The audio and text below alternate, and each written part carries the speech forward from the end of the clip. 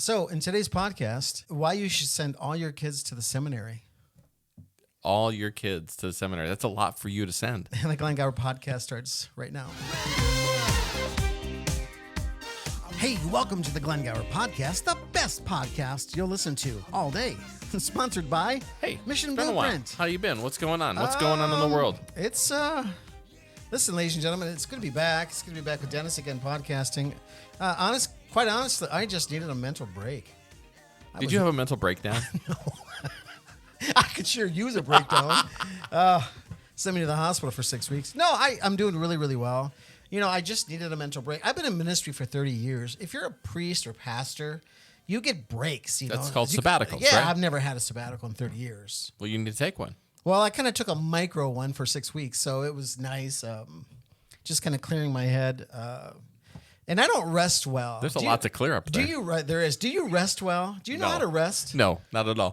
I have the same pattern. When I get the house to myself, and I don't watch TV shows, but when I get the house to myself, I find a TV show, and I just go in for 10 episodes straight, Binge. And I did that this time, and it was a pretty clean show, and it was just kind of good to kind of let my hair down, so to speak, and just kind of be refreshed by prayer, just not thinking about ministry or work or podcasting or some of the things that I do in town, and just kind of tuck in, get away from everybody I know. So it's been a nice time to rest, and it's time to get back to the mic, and it's good to be back. It's good to be back with you. Did you leave a little space for God to come and talk to you and kind of give you some clarity, or did you just say, you know what, I'm out. I'm just checked out. So I didn't blow him off. Okay. I did get some prayer time in. Okay. But it wasn't my typical hour grunge, go for it. It was a little different, kind of like the old Glenn Gower of the days, just kind of talking, sometimes talking out loud, and you can do that in your house. When no one else is around. Yeah. And really I've always said, out of all these years, the best place to pray is in the bathroom when you're on the toilet because you have nowhere to go. You got to have some patience. And I didn't actually do it this time, but I feel God speaks to me more in the toilet than anywhere else. Anyway, so I want to get to today's topic because... All right. Yeah. Well, anyway, today's topic is why you should send all your kids to the seminary. And so, what's your first thought? One, that has never been a thought of mine. Never. That's why you need me. Okay. Tell me why. And that's why I'm just kidding. Well, so back in 2005, I watched a documentary. Pope John Paul had just died, and I was getting ready to get married. And so, the setting was in Poland, where Pope John Paul, Karol Wojtyła, grew up, and the narrator was speaking on his behalf. And I saw the scene where this old man, which would have been his dad, came to give Karol a hug as a boy when he got back from school. And he says, "My home was the first seminary." And I thought, oh, that makes perfect sense because your home is a house of formation. Right? It should be a house formation. And you and I, as Christians and who have had some formation, we might be just one step ahead of some people. Not everybody, but maybe one step ahead because we talk about what does our house look like. And we have get the privilege as primary educators to primarily educate our kids. And we've invited everyone who's listened to our podcast to come be part of that environment we've created within our home, our businesses, and the things that we do to support our families. So people know. People know. Yeah, that's at the forefront of what's in our home. Yeah, I mean, it's like 300 years ago, 200 years ago in this country, did we have public school education? I don't think so. And I'm not bashing public school education, but I'm talking about the beauty and the joy and struggle of raising your kids and teaching them all these subjects. And ladies and gentlemen, it's not as hard as you might think. No, and I mean, you go back even 100 years, the old country schools where the kids got together right after fall harvest through the winter, and then in the spring till it was time to farm again. Really, the focus was, I think, kind of what the Jesuits had created as the foundation for education. A little bit of religious, some singing, math, reading, and writing. And that was the main focus. It wasn't much about history because there were people at home that had lived the history. Right. Grandparents or extended people that had lived through the Revolution, people who had seen Lincoln on the train, Now that's just a foregone. Oh, there was a guy that used to ride around on a train and talk to people out the back of a train. Like, that's not even a concept a 15-year-old can get because it doesn't happen anymore. So this podcast isn't about why you should pull your kids out of public school and homeschool them, although I don't think it's a good option. Yeah, it's a great option. But it's really about what happens when the kids are at home.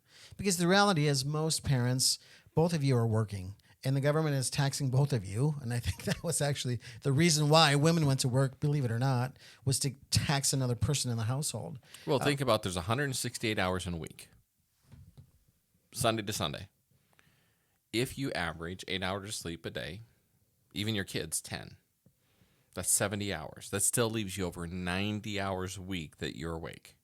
And if you do send your kids to public school, they go to school from 7:30 in the morning, say if they get on a bus, 8 o'clock, depending where you're at, and they're out by 3.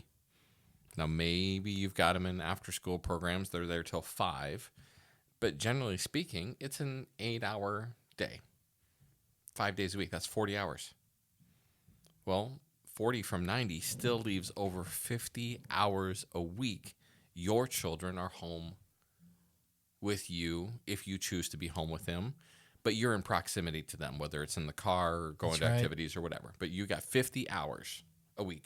So what are you doing with your children for those 50 hours is really the content of this. Who's shepherding them? Yeah. And who are the chief shepherds? Or who have become, or what has become the chief shepherd is the question. Because I go into, I've been to a lot of homes in the last 30 years, and Disney is raising America. You can kind of tell.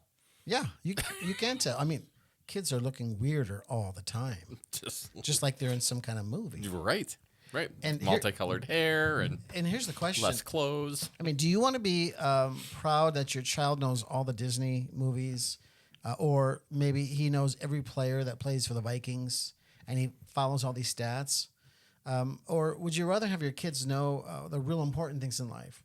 For example, the 10 Commandments. Do your kids, do they know the 10 Commandments? Could they recite them right now, all 10? Whether they're not even in order, which order I think is very important, but could they recite 10 Commandments? And I don't think they can. So the reason is parents, you, I think, have handed over your authority as parents. You're still the primary educators, but you handed them over, you've outsourced. I mean, we live in a culture that outsources everything, right? Mm-hmm. I mean, you can call Hy-Vee or your grocery store or go online and put your order in, pay for it, and just go pick it up. Mm-hmm.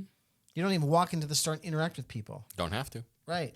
So what kind of children are you raising is part of this conversation. And I want my kids to know God. That's the primary reason we're homeschooling. That is so weird. To know God? Yeah, why do you want to know God? Well, I figure I'm hopefully going to be with him for eternity, and that's where I want to go. So if my goal is to get there, then I probably should start now. Probably true. And teaching my kids about God now, and really being, more than teaching them, being a better example of what it means to be a Christian man. Right? Yeah. So that's something I think we should practice right away. Yeah. I think it's good for your daughter to see what a godly man looks like. That's right. So your home, whether you have turned your home into a seminary or not, is really the first seminary. It's the first taste, experience of God, the Heavenly Father, or the Trinity. Doesn't matter how you want to say it, but they're the first experience of that. And I can't tell dads, I can't say this enough, how important you are. Because women just kind of get it. Mm-hmm. They just kind of naturally get the most important things in life. We men, we've been... we screw it up all the time. It's fine. We screw it up. I was going to say we like to play. I almost said, men, we like Playboy. But it is true. We like to play. We do. And we like to... Our curiosity is not good for us. So from a young age, our kids need to be formed. So that's what this whole podcast is about. But let's be real. They are being formed. They are being formed. It's not that they need to be formed. They are formed from the moment they're born. The only thing physiologically they know how to do is suckle. It's a natural reflex. Everything else in their body is reactionary because you don't teach a child how to use the bathroom until they're 12, 15, 19, 23, 36 months old, how to control those muscles for bladder. They don't know how to control their vocal cords to form speech patterns. They don't know how to do dexterous movements to talk with their hands or be animated. Everything they learn is mirrored in their early development and their early molding. If you think about that from birth to 3, that mirrored and matching behavior, why would you think in anything else your children don't mirror and match what you lead as an example in your home every day? That's right. That's exactly right. So the key is, mom and dad, they need to see you with the Bible open every morning.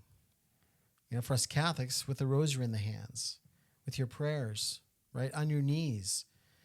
Because in the end, ladies and gentlemen, we all know this life is really, really short. I'll be 53 soon. Wow. I could be dead in 2 days. Wow. We don't know. We just don't know when the time comes. So it's not about fear, but it's really about encouraging. I want to encourage you. Is your house a seminary? And if it's not, I mean, listen, if your house isn't a seminary, that doesn't mean your kids are going to go to hell in a handbasket. Rita Rizzo. Have you ever heard of Rita Rizzo? I think I'm saying that right. Why do I know this name? Rita Rizzo, in the early parts of the 20th century, she grew up in a bar. I think her uncle owned a bar, but that's where she grew up. Okay. So the bar scene was very common to her. It's like drinking water. Okay. And after some time, she got involved in her Catholic faith. And she became a sister, actually. It was really a great story. She became a religious sister. Pretty soon, she was in charge of this order. I don't know if she started an order, if she was in charge of an order. She started this order, and she moved down to Alabama because she wanted to do her part in this whole issue with racism, right? And so she's in Alabama, and she sees a dish. You know those huge dishes? Remember the huge, big dishes? Yeah, the old satellite dish. Oh, yeah, she saw one, and she said, "You mean I could get a dish, and I could broadcast a show to the world?" So she started EWTN. Her name is Mother Angelica. Ah, okay. Yeah, I've heard of that. She grew up in a bar. So if you haven't done anything, it doesn't mean your kids are going to hell in a handbasket because God is still working. But I would say to you, build a seminary in your own home. Now, what does that mean to build a seminary? I mean, what would you do? I have 7 things that I would do. Well, I'm going to hit on this point really quick before we transfer through, because this was our scripture at our Baptist church this Sunday was John 10, 1 through 20. Verily I tell you, Pharisees, anyone who does not enter the sheep pen by the gate, but climbs in by some other way is a thief and a robber. And the one who enters by the gate is the shepherd of the sheep, and the gatekeeper opens the gate for him, and the sheep listen to his voice. He calls his own sheep by name and leads them out. When he has brought them out, all his own, he goes on ahead of them, and the sheep follow him because they know his voice. But they will never follow a stranger. In fact, they will run away from him because they do not recognize the stranger's voice. So I ask you as parents, I ask you as a father, which voice do your children follow? What voice are you putting in front of your children to follow? Are they going to consider you the stranger, or are they going to consider you the shepherd? That's a great question. Ladies and gentlemen, what do you think? I mean, I think I know the answer for my household, but it goes back to your comment about, do you want your kids to know all the Disney songs? Do you want them to know all the Disney movies? Do you want them to be able to quote all these different things? Do you want them on an Xbox? Do you want them on Fortnite and know all the skins that are available there? Because that's shepherding. That's shepherding the priority of the day, the priority of the moment. I tease my teenage son, Xavier, God bless you, love you, son, all the time that you've spent all this time on this video game to earn these virtual coins that you can never spend for anything. You can't exchange them for anything real, but you've given this game all of your real time. And you can't get that back. No. Think of all those. I mean, ladies and gentlemen, if you're single, if you're 20 years old, and you really want a family, right? You want to get married, and you want to have a Christian family. You have a wonderful moment in your life to grow in holiness and to go deeper into the scriptures and to doctrines. And heck, you can even learn another language if you wanted to. But don't throw it away because you're caught up in a party scene or you're caught up in, I don't know, what would they be caught? What are 20-year-olds caught up in other than their apps and their phones? Yeah, or gaming. Gaming's huge. Social life, social media. Yeah. Snapchat, Instagram, Snap, whatever the things are. So I want to hear your list. Okay, here's the list. We're sending our kids to seminary. And these are the 7 things we did. Now, you don't have to do them, right? But these are the 7 things that we did and are doing, and it really has made a difference. Number 1, only have one television in the house. Why only one? Only one television. Now, the hard thing about this is you have computers everywhere. So and smartphones. Why only one? Because television should not be, in our view here, our philosophy is not an individual experience. It's a community. So you gather as a community of persons and watch TV. And then you have discussions of what you watch. And we do that sometimes, not all the time. No, and we have it in our living room because we have an open floor concept at our home. So we can monitor content. Right. Right. And with that, maybe I'll say 1A, get rid of cable. Cut the cable. I mean, my brother-in-law was paying like $200 a month for cable. I wonder how much he gives the church every month. They give well, actually. Yeah. But they cut the cable about a year or two ago. They cut it. But just imagine what a church could do with $200 a month additional from half their parishioners. Number 2, create a chapel or a prayer space in your house. Even if they don't use it, create an area where you can go and find some silence. I wish I had a bigger house. My chapel turned into a recording studio. But you still have we still have it, though. You still have your kneeler. Yep. Out there. I don't have a chapel space. We barely have a school space, so. I know we struggle with that too, but just find a corner of the room, put a crucifix up, put some books, put a couch or a chair where you can go for some silence, even in the morning. Okay, that's number 2. Number 3, limit the screen time to 1 hour a day. What screen? Screen time. All screens included. I'm glad somebody's going to ask. All of them. Okay. So if you got an iPad, if you got an iPhone, you got what else? Television, computer screen, 1 hour for all of those combined a day. You think about that from a schooling standpoint. If your kids go to school every day, they're spending 3-4 hours a day in front of their screens because they got 1-to-1. They don't really turn into. They have 1-to-1. Every student has a computer or a tablet. Oh, that is theirs. I did not know that. Yeah, that's a huge push right now because they're trying to train up a technologically wise society that they can use ChatGPT and AI and all these future things, applications. Okay, something I did not know. Oh, there you I feel go. like Johnny Carson all of a sudden. I did not know that. There you go. All right. Number 4, every day pray as a family. Whether that's a rosary, whether it's an Our Father, as a family, come together and say any kind of prayer you want. Every night when I get home, we eat supper together as a family. We pray beforehand. Yep. Before we eat, it's around the table, gratitude. What are you thankful for today? What did Christ give you today? What did God give you today that you're thankful for? Okay, that's my next one, actually. The number 5 on the list is your evening meal is the big meal. Everyone should be there. And this is just my family. And if you're in sports and you can't be there, then I think you should ask the question, should you be in sports? Honestly, and I'm a junkie. I played all the sports, except for track. I hated track. I did track for the girls. You look like you're built for track. Yeah. Well, I was a decent runner. I mean, not right now, but I was just thinking about in basic training. Right.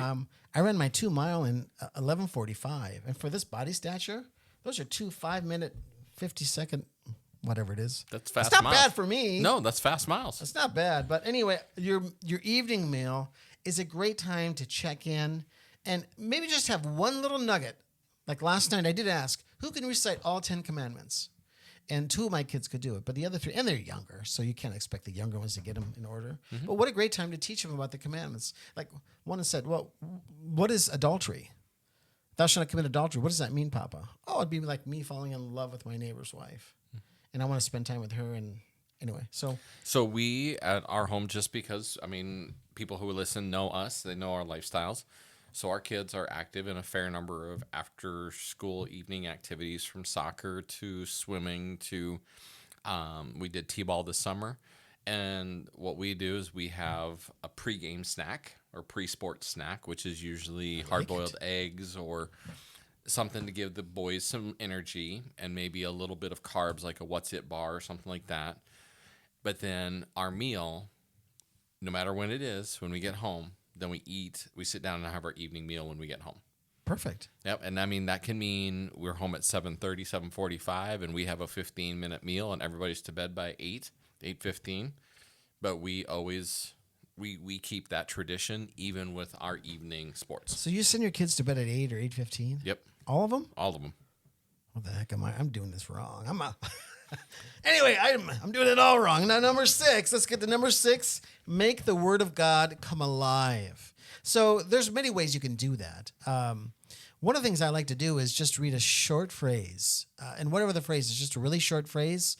And let my kids think about it for about no more than 30 seconds, because then they're all dancing or whatever. And then ask them, what did you think about when when I read that phrase? And then have a conversation. It's really, really fun. And the insight that comes from these little kids, it's something you can't touch it anywhere else. No, but you get an insight on what's on their mind. Yeah. What are they seeing? What are they thinking about the world they're playing in? Right. And some of the other things we do is Liturgy of the Hours. That's a Catholic thing, but it doesn't have to be. I think you would absolutely love it because it structures. You get 3 Psalms, you get a reading, you get intercessory prayers and a closing prayer. It structures your prayer life, and I just love it. So, and the last one is... They got an app for that? Yeah. Okay. Free app. Great. There's an app for that. Yeah. It might not be as cool as the Protestants' apps. Catholics are like 3 steps. It's okay. It's okay. Catholics, we gotta take the corner on something. We're 3 steps behind on our Modernization. yeah. I would say our app aesthetics. We're way behind. It's not. Protestants are cool, and Catholics are getting better. I heard that Halo is a nice app, but the 7th one is frequent the sacraments. So for you Catholics out there, you don't have to just go to Mass on Sunday morning. You could go like on Monday or Wednesday or Friday, right? And you could go to confession maybe every 2-3 weeks or every month. So frequent the sacraments. Go ahead. Our good friend Peter and Jerry, Peter's podcast with us in the past. What is it that they go and do at like 4:00 in the morning? Exposition of the Blessed Sacrament. Yeah. Yeah. You should do that. My good Baptist The Catholics friend. won't let me in the door. It's okay. Well, I'm working on that. Okay, Hey, well. do you want to meet the bishop? The bishop? Love to. You'd love the bishop. Okay. He's a great guy. But would he love me? Oh, That's a more yeah, important he's a question. good man. Anyway, we do these 7 things. Anything you would add to the list? No, honestly, this is and for our listeners, I have never thought about sending our kids to the seminary. And then the context to where you went with this today of our home is really the seminary. So they're waking up in their sanctuary every morning. Like, okay, there's some takeaways for me that I should really address. But I go back to what we talked about in our Sunday service this week about whose voice do our children know? Yeah. Who do they consider their shepherd? Is it their friends at school? Is it their social peers? Is it a teacher? Is there someone else out there that's trumping you as a parent? And if so, do you like that? Are you okay with that? Yeah. Because maybe you're okay with that. For me in my house, I'm not okay with my kids not recognizing I'm their shepherd. Final thoughts? That's it. Go and do a hard look around. Take a hard look at your screen time stats that come out. How much time are you spending in front of a screen? Go look at your kids' tablets. Go look at their school notebooks that they have. Ask them to bring them home from school if they haven't brought it home in a while, and take a look at where are they spending time? What websites are they visiting? What are they consuming for information? And then have a discussion around that. Tie it back to the scripture. Tie it back to the word. Yeah. I don't know what I could add to that. One of the things we love doing is family movie night on Saturday night. And I suspect most families do this. But we love some of the old black and whites. And recently we watched a, what was it called? Tradition. Oh, Fiddler on the Roof. Fiddler on the Roof. Yeah, we recently watched that show. And we still talk about that movie. Mm-hmm. And one of the scenes is every time one of his daughters wants to get married, he freezes and he talks to God. You know, he looks to the right in the screen and he talks to God, and then he makes a decision. But the very last one, he didn't talk to God. I didn't catch that, but my oldest son said, "You know what? He never talked to God on this one." I'm like, wow. These little nuggets happen when you have a seminary, things that you never thought about. And my kids teach me way more than I've ever known about the Catholic Church. I mean, they just have great questions. So I just want to encourage. It's all new to them. Yeah, it's all new. Yeah. And if you want to keep innocence, I highly recommend that you kind of do something like we're doing. So listen, ladies and gentlemen, that's it for me. This gets messy. If you want to do a seminary, it gets messy, but it's fun. It's so much fun watching your kids grow up, knowing and trying to love God. And go back and re-listen to what the 7 points are. I think those are great catalyst points for any family to start a discussion. And leave comments below, because that's the community we're growing. That's right. With the people who listen. And do share with friends. Like and subscribe and join the discussion, because we grow as a community of believers through this platform. That's right. Well, ladies and gentlemen, remember, you are loved, and may God strengthen the bars of your gate. Hey, thanks for listening to the Glengower Podcast, sponsored by Mission Blueprint. Mission Blueprint is a nonprofit ministry started by Glenn and Jamie to sanctify the family. Our income is donation-based, and we need your help. Please support us financially by going to www.mission-blueprint.org and be a part of our financial team. Thank you, and may God strengthen the bars of your gate.